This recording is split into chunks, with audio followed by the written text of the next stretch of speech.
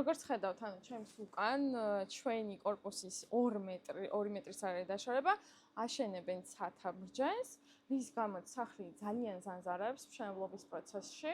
ექანება და საფრთხე იქიდან გამომდინარე დაიწყო, რომ სახლს დაემატა ახალი ბზარები. ზოგადად ეს корпуსი 2 სართულიანი არის 1 საუკუნეზე მეტი და მერია აღიარა როგორც ავარიული შენობა. და მით უმეტეს მშენებლობის შემდეგ დაემატა ბზარები და უფრო და უფრო საფრთხეა, რომ ან ჭერი ჩამოინგრეს, ან მსგავსი რამე. დეფორმაციაც განიცადა და ვიდეოებიც გაქვთ, როგორი საფრთხე შემცველია თვითონ ჭერი პირველ რიგში.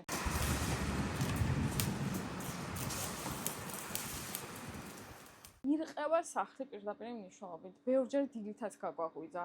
ხმაურს, მტვარს და ასე შემდეგ თავს ვანებებთ, უბრალოდ ძალიან საფრთხის ქვეშ ვართ. იმიტომ რომ ძველი შენობაა და არ ვიცით რა მოხდება. გარედანაც ძალიან დიდი ბზარი აქვს შენობას და შიგნიდანაც საყრდენ კედლებს აქვს ბზარი და ბზარები წასულია კუთხიდან აბსოლუტურად ყველა ჭერის მასაზე.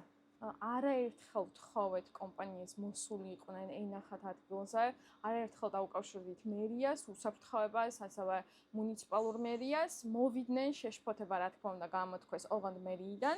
კომპანია სრულიად უგულებელყოფს პრობლემას და ამბობს, რომ ყველაფერი რიგზე აქვს, მაგრამ როგორც იცით, როცა მშენებლობა მიმდინარეობს, ამ საკადასტრო კოდსაც მოიცავს და ჩვენ უშუალოდ სამშენებლო ობიექტზე ვცხოვრობთ. რაც კანონით დაუშვებელია, მაგრამ ამბობენ, რომ ეს ნებართვა გასცა მერიამ და შეგიძლიათ მერიასთან იქონიოთ პრეტენზიები. გამარჯობა. 2 მეტრში შენდება ცათამრჯენი, წარმოიდგინეთ ორბის ხელა შენობა და გვერდით 2 მეტრში ავარიული 2 სართულიანი ძველი შენობა, სადაც ცხოვრობს ადამიანები.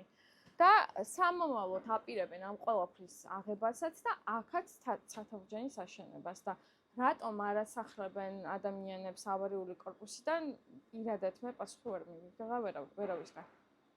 ანუ კომპანია არ მოდის მოლაპარაკებაზე. ხომ აი თქვენ რა ეჭვები გაქვთ, რატომ გაურბის?